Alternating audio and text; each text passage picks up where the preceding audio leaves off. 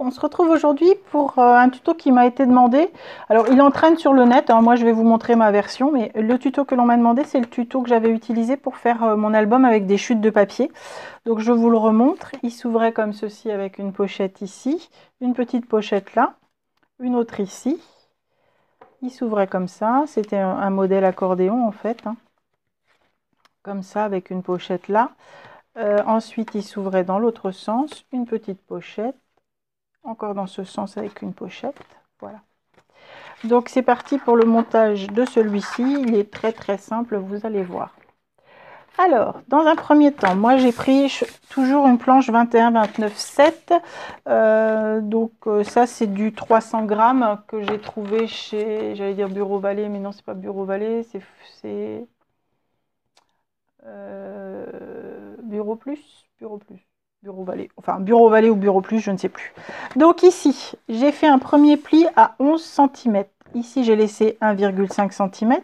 Là, j'ai à nouveau fait un pli 11 cm plus loin. Ensuite, 1,5 cm. Et ensuite, j'ai laissé ce qui restait. Donc ici, ça fait 11. Le premier pli est à 11. Le deuxième à 12,5. Le troisième à 23,5, le quatrième à 24,5 et ensuite il vous reste un petit morceau derrière. Donc ça va être le fond de notre album qui va se plier comme ceci.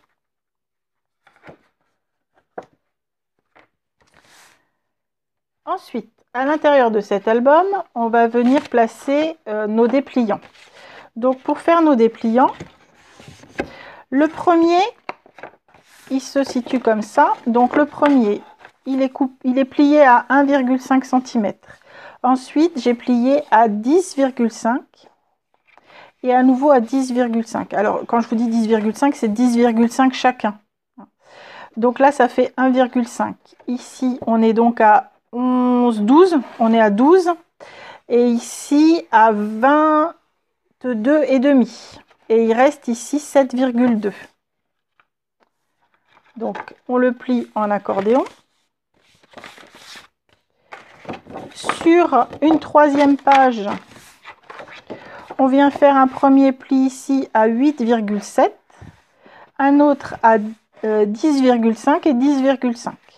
Donc ici, ça me fait donc 10,5 premier pli, 21 deuxième pli et il me reste 8,7. Tout ceci, on va venir le fixer à l'intérieur de notre page, mais avant, on va faire la petite pochette. La petite pochette, comment elle se présente? Alors, vous allez avoir besoin d'une bande qui fait 11,5 au total.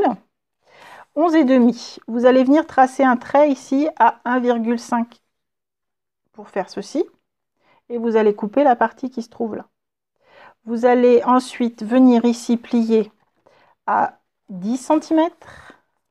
Non, à 14,5 cm. Et ici à 14,5. Et vous obtenez ceci.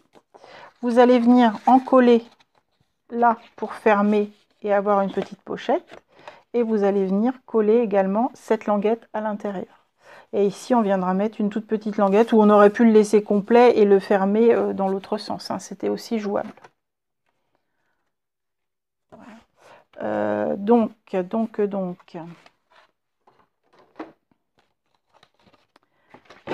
Hop, on reprend tout ça.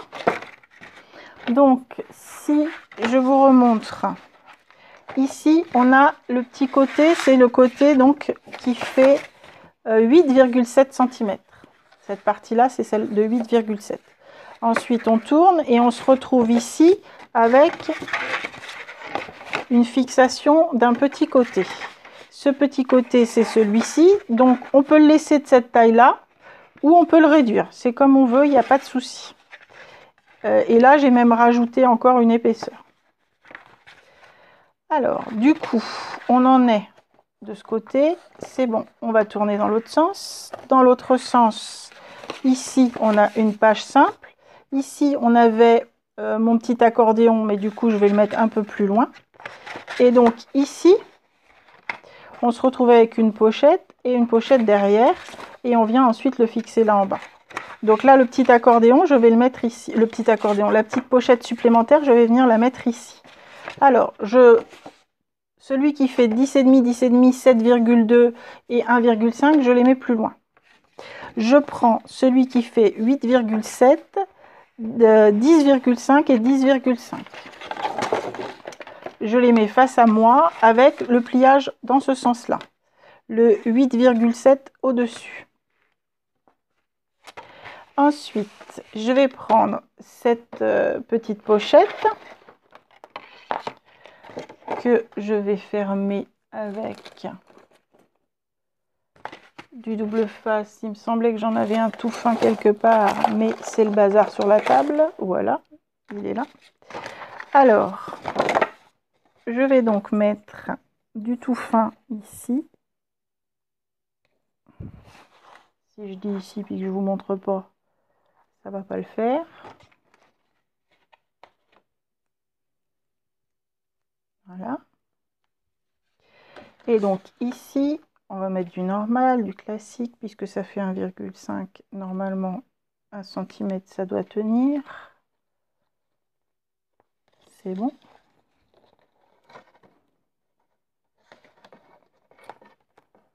Voilà. Alors, d'abord, on va retirer ça. Et ici, un petit conseil, si jamais ça déborde, parce que le double face de chez Action, il a tendance à déborder un peu, à pas être toujours droit, je trouve. Vous rabattez vers l'intérieur.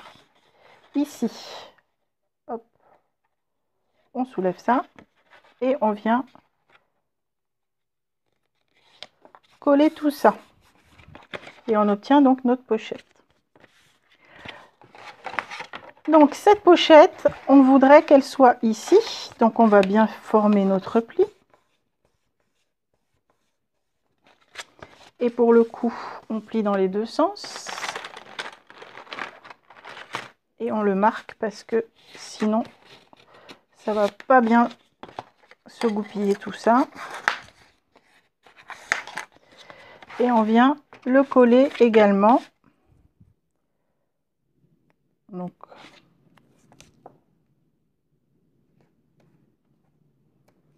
de toute façon, par-dessus, il y aura un habillage. Donc, même si c'est pas collé à fond, l'habillage, lui, va terminer de le coller. Hop. Voilà. Donc là, ma pochette est collée. De ce côté-là, maintenant, je vais faire... Donc, je reprends. Petit côté 8,7 vers moi, ça s'ouvre comme ça. J'ai mis ma petite pochette ici, je tourne. Ici, je vais venir faire la place pour un tag. Donc, pour faire cette place pour un tag, soit je laisse mon 7,7, 7,2 complet, soit je le coupe. Moi, je l'ai fait un peu plus grand. Je l'ai laissé à 7,2 parce qu'en fait, je vais le couper avec une perforatrice, mais il est costaud ce cochon là, en 300 grammes, il est costaud, hein. Oups, je suis obligée de me mettre debout.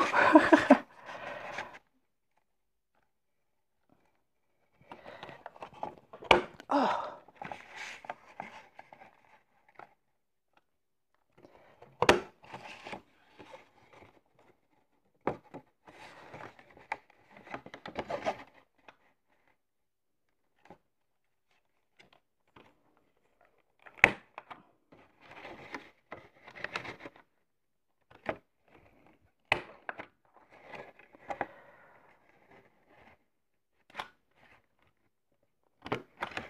Voilà. Donc du coup, ça l'a forcément réduit un tout petit peu, mais c'est pas grave puisque c'était un petit peu grand. Donc cette pochette, je vais venir la mettre ici. Et je veux donc qu'elle soit collée uniquement sur les bords. Alors vous pouvez coller déjà votre papier de fond. Si vous souhaitez le coller plus tard, à ce moment-là, vous le découperez de façon à pouvoir le coller après. C'est comme vous voulez. Je vais peut-être mettre du double face tout fin, ça sera plus simple.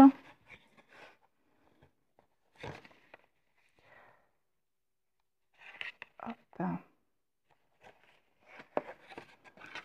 C'est surtout pour que ça aille plus vite pour vous, que je vous saoule pas.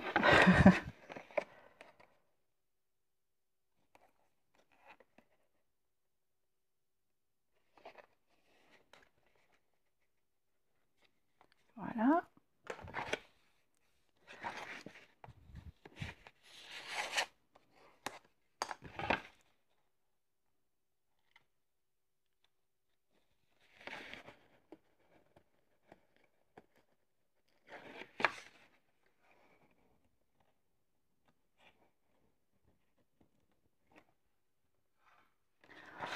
Alors, là, je viens la placer vraiment sur mon bord.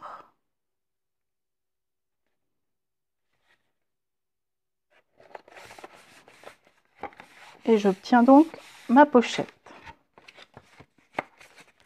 Ce qui fait que maintenant, donc j'ai mon 7,5. Si j'ouvre, hop, ici j'ai une pochette. Et ici, j'ai une face simple. Et on arrive ici. Là, j'ai cette petite pochette qu'on a formée. Ça continue, on arrive ici. Donc tout ça, je vais venir le fixer à l'intérieur. Donc je prends soin d'avoir... alors ça dépend, je peux le fixer là, effectivement, ou je peux le fixer là. Tout dépend de ce que je veux. Si je veux une ouverture dans ce sens-là, ou si je veux une ouverture dans ce sens-là. Mais de toute façon, ça s'ouvrira dans les deux sens. Si je le mets comme ça, je vais obtenir ma pochette vers l'extérieur. Si je le mets comme ça, je vais obtenir ma pochette vers l'intérieur. C'est à vous de choisir le sens qui vous plaît le plus. Pour moi, ça n'a pas grande importance. La dernière fois, je l'avais fait dans ce sens-là. Pour changer, je vais le faire par là. Donc ici, on va venir biseauter un tout petit peu nos bords.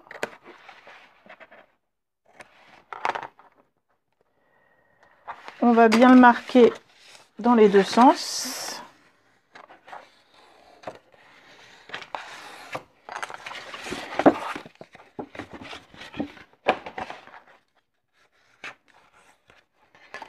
Voilà. Et que je fasse pas de bêtises. Oui, c'est ça.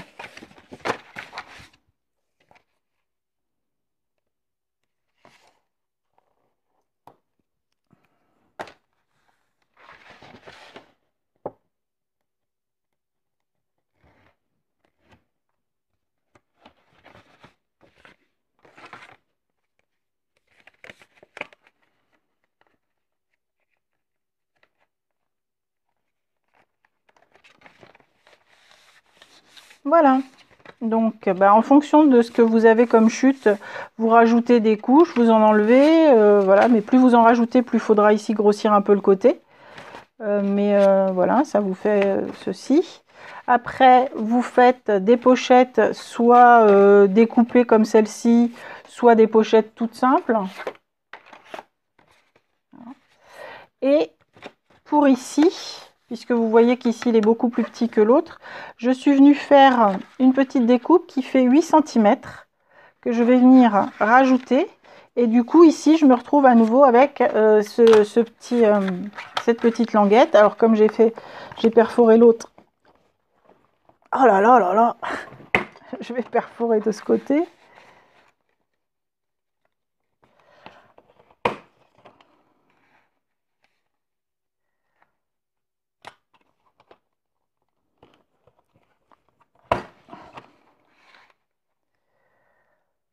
Ah, c'est pas terrible. Hein.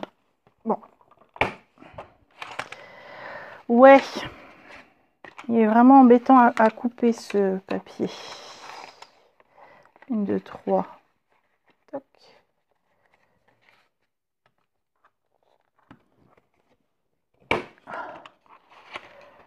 Et 3.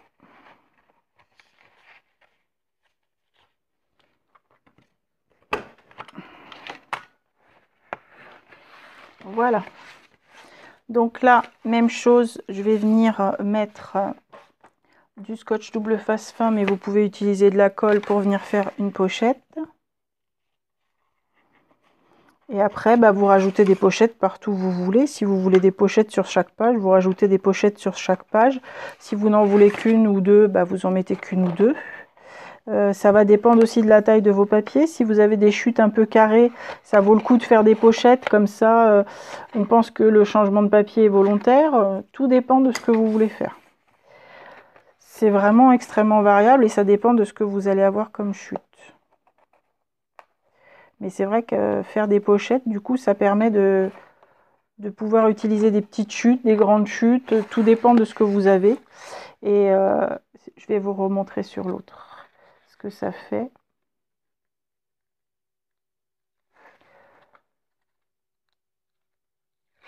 Hop.